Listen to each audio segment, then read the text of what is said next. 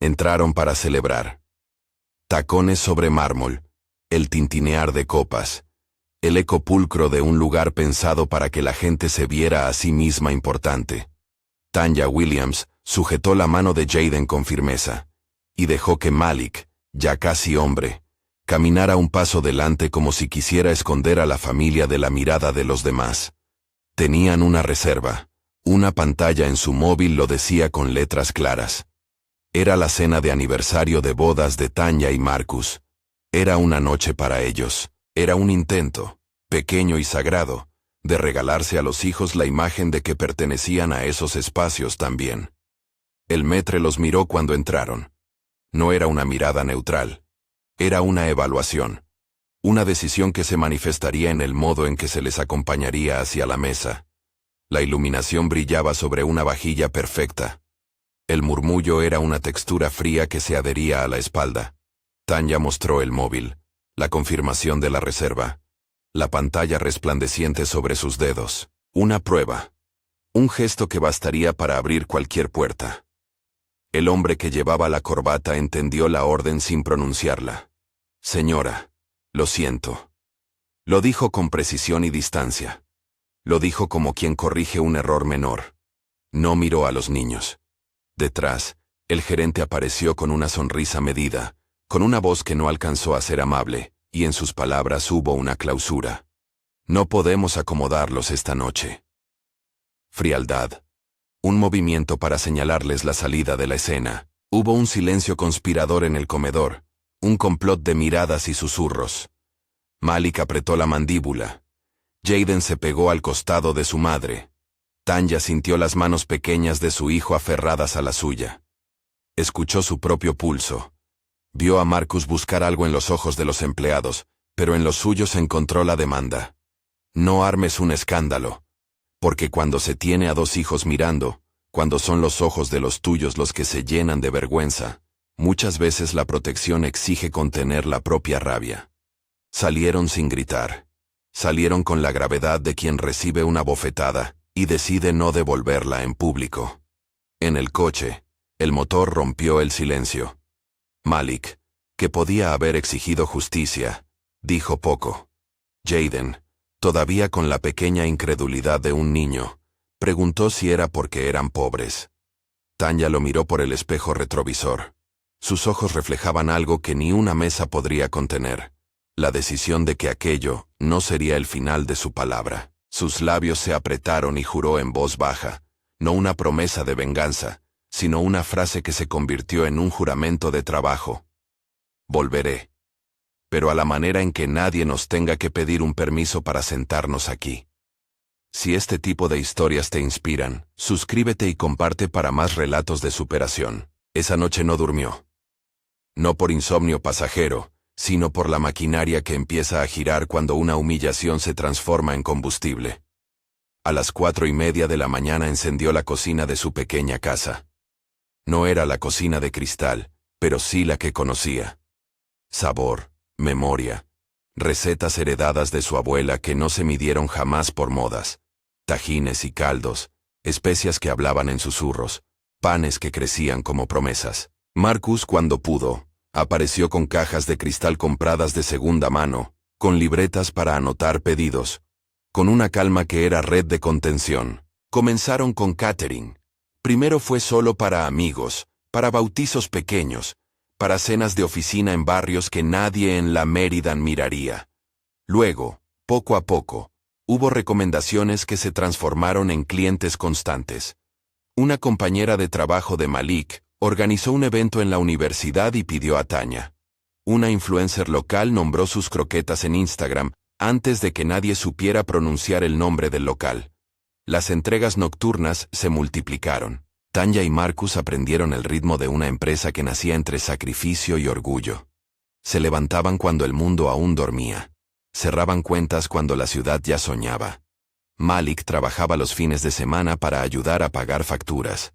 Jaden, con manos pequeñas, envolvía servilletas para las cajas con la solemnidad de quien entiende que cada gesto cuenta. Había noches en las que el cansancio pegaba con dureza. Había decisiones que olían a contabilidad, a presión. Pero también había días en que un cliente volvía y decía, con la sinceridad de quien ha probado algo bueno: esto cambió mi forma de ver la cocina. Esas noches, cuando montaban mesas en salones de boda, cuando un chef les regalaba un elogio, cuando una crítica breve en un blog local nombraba su nombre, la maquinaria de la humillación mutaba en obra.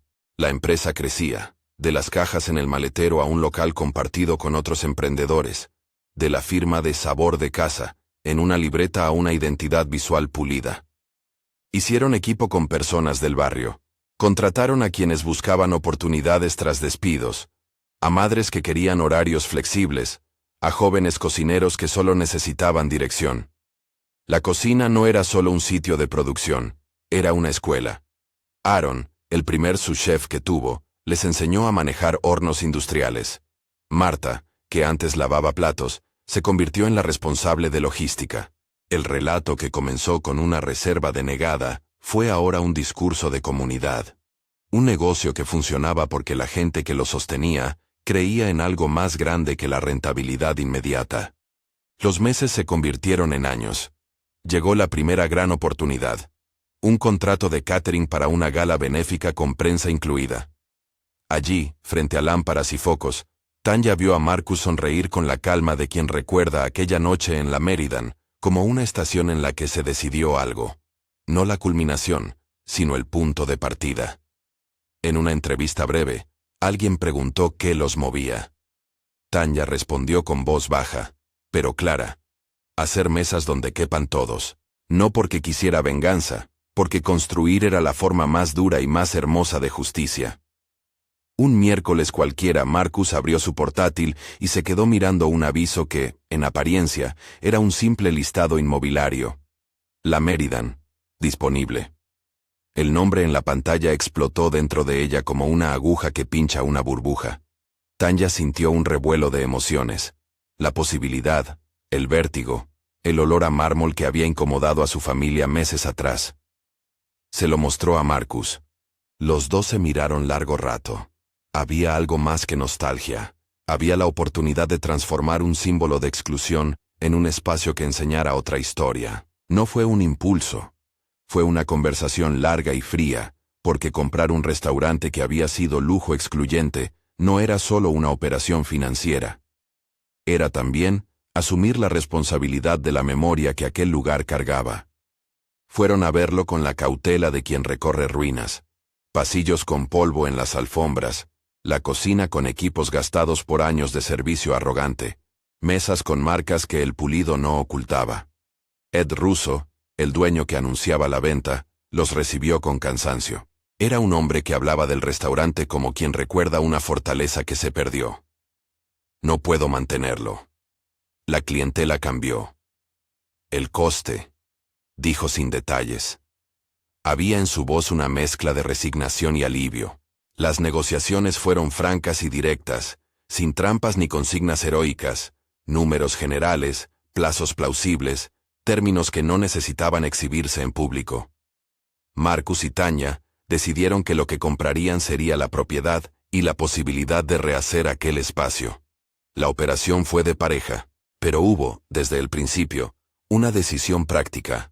Por razones de claridad en la venta y por las costumbres del sector, Marcus aparecía en la documentación como representante legal en algunos momentos. No porque él hubiera soñado con aquello, sino porque juntos sabían que caminar con estrategia no era traicionar la dignidad, sino preservarla. Internamente, el equipo de Tanya lideró la visión, el menú, la cultura, la apuesta por la inclusión. Marcus, con la sonrisa que siempre sostuvo en las malas noches, aceptó un rol visible que respondía al titular que aparecería horas después. Su esposo entra como el dueño. Pero la verdad era otra, la verdad íntima.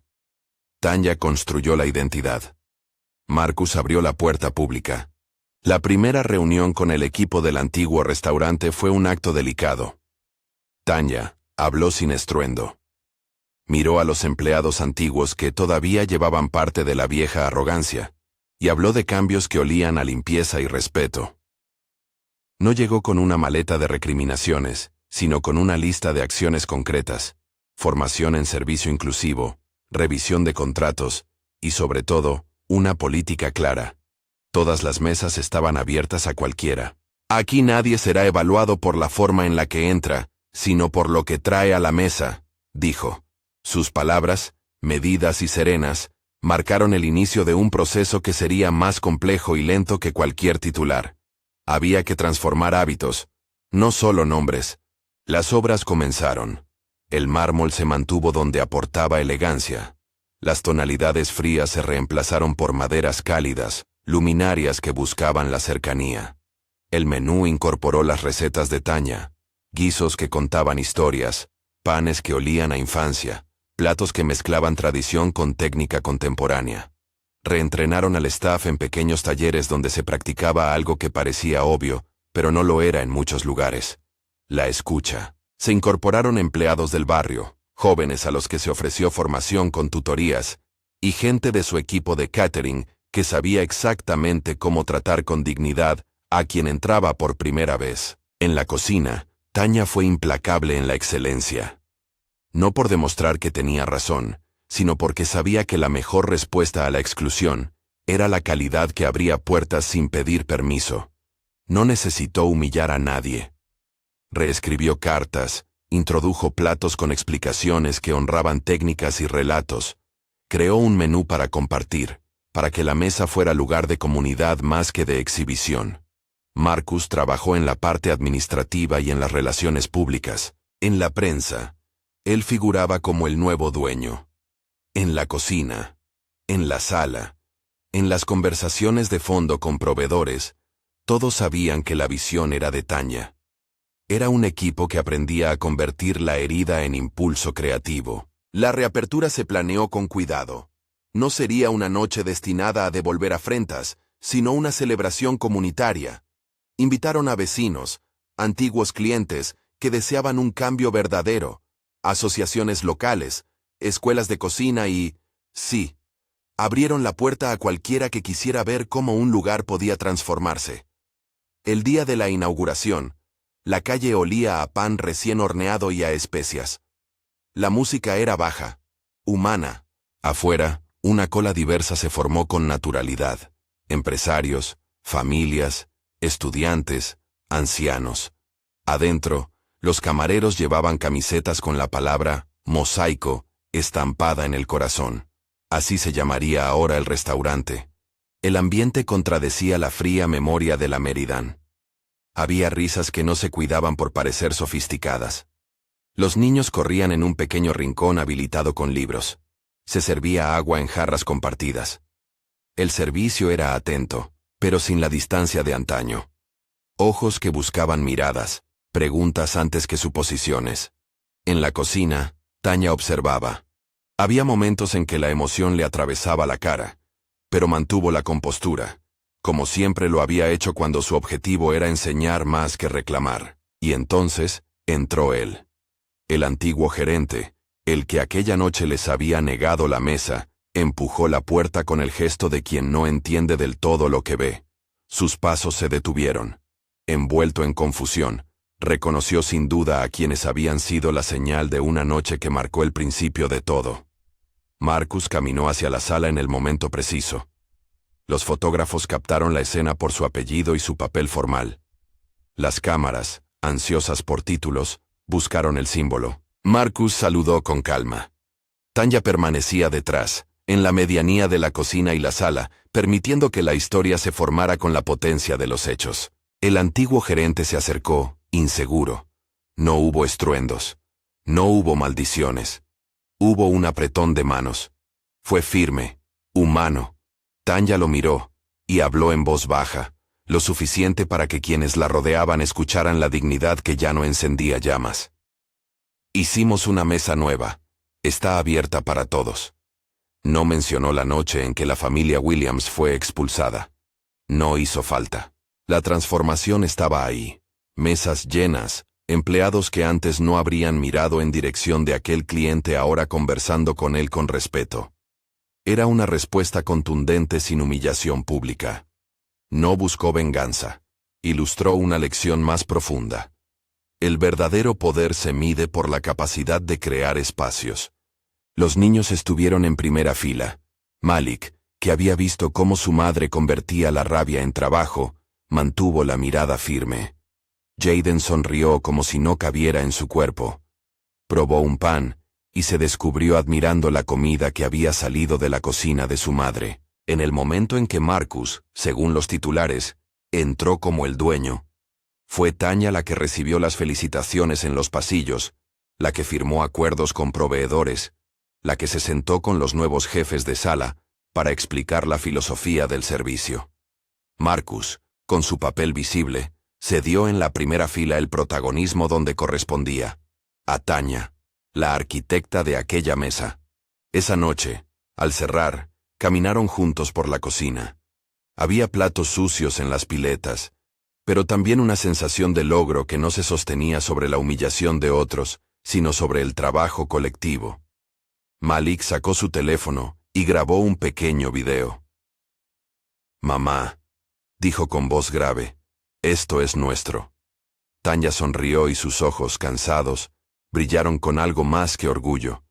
Estaban llenos de una lección que quería dejar grabada para ellos. Se sentaron en una mesa que ya no era símbolo de exclusión, sino un escenario para aprender.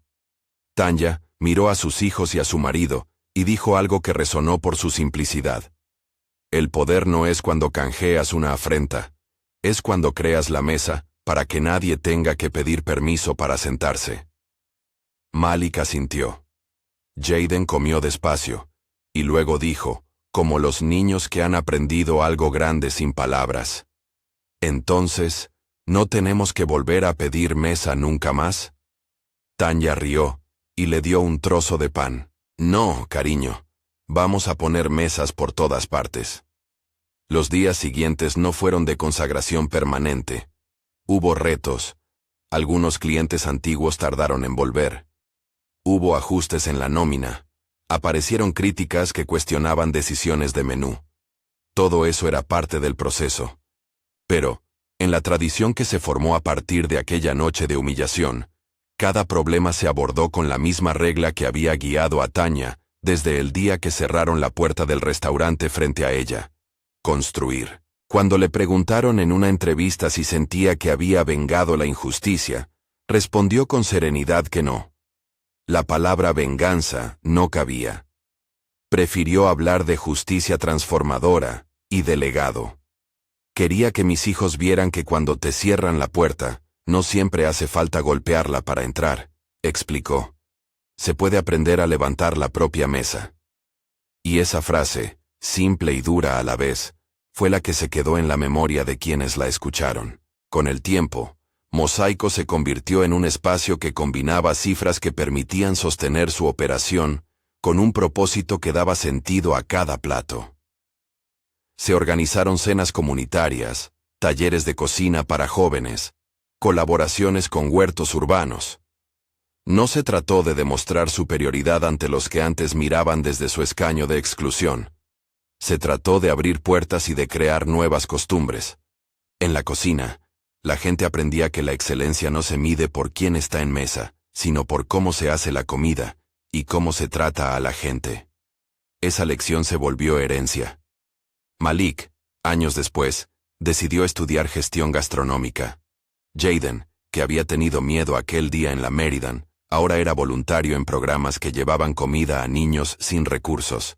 Marcus, que volvió a aparecer en portadas por su papel visible en la compra, se transformó en el apoyo incansable. Y Tanya, que al principio cocinaba en una cocina de madrugada, ahora era la figura que recordaba a todos que el éxito no era el objetivo final, era la forma en la que el proyecto servía para cambiar vida. En la última escena, la familia Williams se reunió en la mesa que inauguró el cambio. Miraron el restaurante lleno y diverso, a la gente comiendo sin barreras ni gestos de superioridad. Tanya tomó la mano de sus hijos y dijo, con la voz baja que se reserva a las verdades que no necesitan gritos: lo más importante que te puedo enseñar no es a pelear por tu lugar, es a construir uno. Malik apoyó la cabeza en el hombro de su madre. Jaden mordió un trozo de pan y la felicidad lo inundó sin filtros. Marcus, a la vez dueño formal y compañero de la idea, sonrió con la tranquilidad de quien sabe que el reconocimiento público es una realidad compleja, pero que la autoría del cambio reposa en el trabajo diario. La historia no terminó en una humillación convertida en epitafio. Terminó en mesas que se multiplicaron, en empleados que aprendieron a saludar sin jerarquías, en una comunidad que recuperó el gusto por la hospitalidad. La noche en que fueron expulsados ya no era la que definía a la familia, era la estación que los empujó a construir. Y cuando, años después, alguien preguntó cuál era la moraleja, Tanya solo respondió con una frase que, como todo lo que había hecho, era sencilla y práctica. Nunca pidas permiso para sentarte en la mesa que mereces. Aprende a poner la tuya. Si esta historia te ha llegado, comparte en los comentarios si alguna vez has tenido que transformar una humillación en impulso. Suscríbete para más relatos que muestran cómo construir poder desde la dignidad y la comunidad.